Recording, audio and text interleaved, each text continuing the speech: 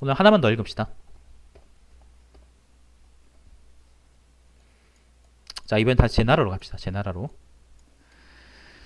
자, 권 64. 사마영저 열전. 사마영저는 전완의 후손이다. 전완이라는 거는 뭐 옛날 사람이겠죠. 진날의 여궁의 아들이라네요. 자, 제나라 경공 때에 진나라가 아와 견을 공략하고, 아와 견이란 건 땅 이름인데, 제나라 경공 때, 요 제나라의 경공 때, 요 진나라가 아와 견을 아와 견이 어디야? 아와 견 4, 5 잠깐만요.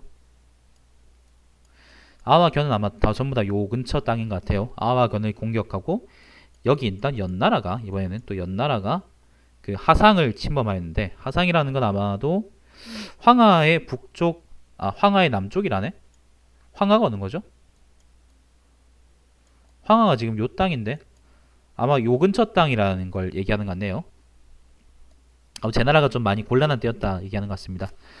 제나라 군사들이 크게 패하자 경공은 매우 근심하였다. 그러자 안영이, 양전은 비록 전시문중의 서자이지만 그의 문제는 아까 나왔던 안영이죠. 문제라는 거는 그거죠. 제주는 무사람을 따르게 할 수 있으며 무공은 적군을 위협할 수 있을 것이오니 임금께서는 그를 시험해 보시기 바랍니다. 나가면서 전양절을 천거하였다. 경공이 양절을 불러 그와 함께 병사에 관해서 담론하더니 크게 기뻐하였다. 그리고는 전양절을 장군으로 삼아 군사를 거느리고 연나라와 진나라의 군사를 방어하도록 하였다. 양저가 신은 본래 미천한 신분이거늘 임금께서 이러한 저를 평민의 무리에서 발탁하시어 대부의 윗자리에 앉게 하였으니 사졸들은 아직 복종하지 않고 백성들은 신임하지 않으니 저는 권력이 미약한 보잘것없는 존재에 불과합니다. 그러하오니 임금께서 총애하시고 온 백성들이 존경한 인물로서 군대를 감독하게 하시기 바랍니다. 라고 말하자 경공은 이를 허락하고 장고를 보내기로 하였다. 그러니까 쉽게 말해서 이거예요. 전향저가 자기는 낙하산이니까 내 말 안 들을 거다. 그러니까 좀 낙하산 아닌 사람을 좀 보내달라고 해서 그 경공이 이제 장고라는 사람을, 장고가 누구지? 그러니까 아마 장군이겠죠. 대부라네요. 대부. 장고를 보내기로 하였다. 양전은 제경공에게 하직 인사를 드린 후 내일 정오에 군문에서 만납시다라고 장고와 약속하였다. 다음날 양전은 먼저 군용으로 달려와 해시기와 물시계를 설치해놓고 장고를 기다렸다. 별었네 결국. 잡아 죽이려고 별은 거네. 시계까지 만들어 놓고. 장고는 원래 교만한 인물로서 자신의 군대를 거느리는 것이고 또 자신이 감군이었으므로 감군이라는 거는 그 뭐예요? 그러니까 그 군대를 감찰하는 아마 그걸 거예요. 급히 서두를 것이 없다고 생각하고는 친척과 측근들이 송별연을 베풀자 그곳에 머물며 술을 마시고 있었다. 아 좋다. 나도 이러고 싶다. 정오가 되어도 장고가 오지 않자 양전은 해시계를 엎어버리고 물시계를 쏟아버리고는 개빡친 거죠.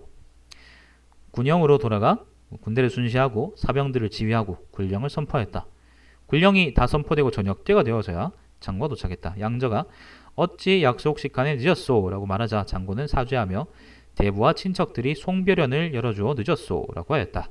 양저는 장수는 명을 받은 날부터 집을 잊어버려야 하며 군령이 이르러 군령을 정하게 되면 그 육친을 잊어버려야 하고 북을 치며 급히 진격할 때에는 자기 몸을 잊어버려야 한다. 지금 적군이 나라 깊숙이 침입하여 나라 안이 소란스러우며 사졸들은 변경에서 낮에는 땡볕을 쬐고 밤에는 노숙하고 있으며 임금께서는 잠자리에 들어도 편하지 않고 음식을 드셔도 마시는 줄 모른다. 백성들의 목숨이 모두 그대에게 달려있는데 이런 때 무슨 송별이냐 하고 하더니 군정을 불러 군법으로는 약속 시간에 늦은 자를 어떻게 처리하느냐라고 물었다. 군정은 그거겠죠. 그 군대 규칙들 있잖아. 그런 것들을 아마 담당하는 사람이겠지.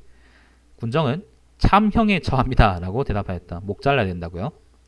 몹시 겁이 난 장고는 사람을 경공에게 보내 이런 일을 알리고 구원을 요청하였다.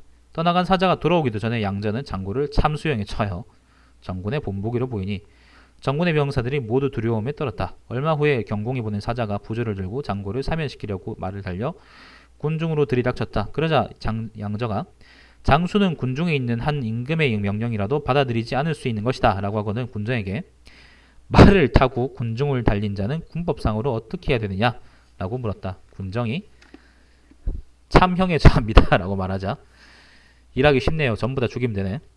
사자는 크게 두려워하였다. 그러나 양전은 임금의 사전은 죽일 수 없다라고 하고는 그의 마부를 참수하고, 마부는 무슨 죄야?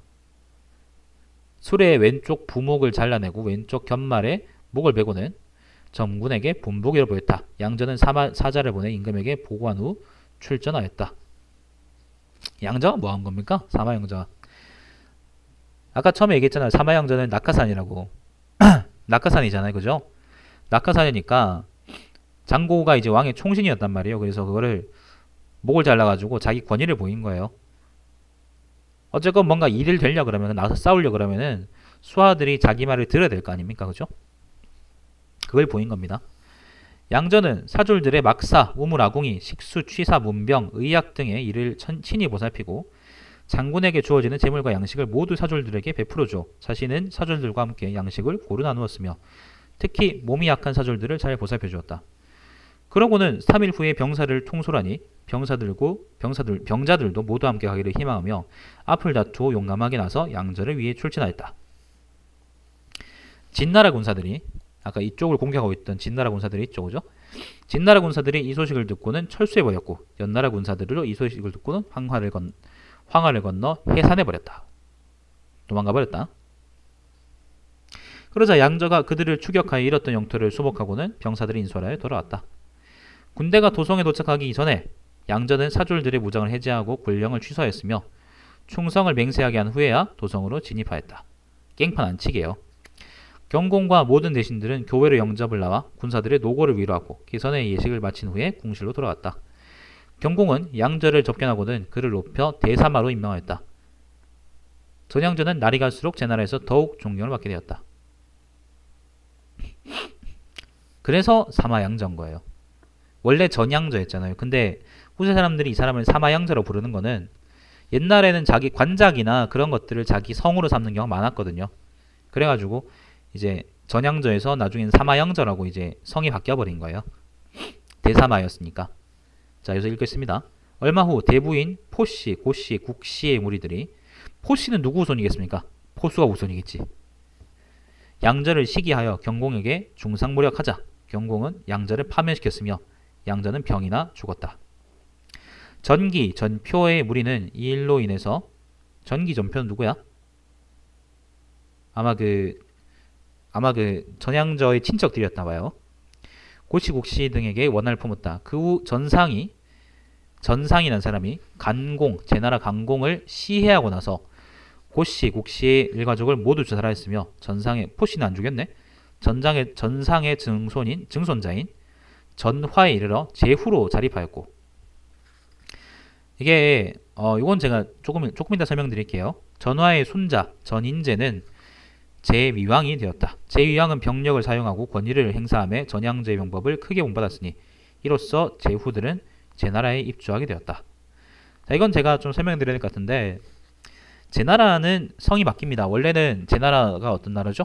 그 옛날에 이제 강태공이 그 봉분받은 곳이잖아요. 그래서 이제 강씨 제후들인데, 강씨 성을 갖고 있는 제후들인데, 강성이라 그러나?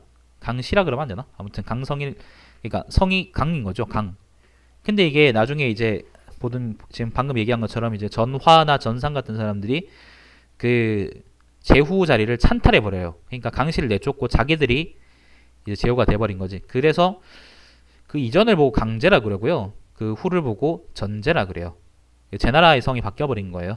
전국시대 제나라는 왕이 이제 왕의 성이 이제 전인 거죠. 전. 자, 아무튼 제나라 위왕은 대신들에게 고대 사마병법을 연구하도록 하였는데 전양저의 병법도 그 중에 포함시키고 그것을 사마양저 병법이라고 이름하였다. 태사공은 말하였다. 내가 사마병법을 읽으니 그 내용이 방대하고 심원하여 설사 3대 전쟁에서도 그 내용을 다 발휘하지는 못하였을 것이다. 3대가 뭐야? 19번. 그러니까 하은주 3대래요. 자, 아무튼 그러나 그 문장은 칭찬할 바가 많지 않다. 문장은 좀 별로란 거네. 문장이 수려하거나 그러진 않나 봐요.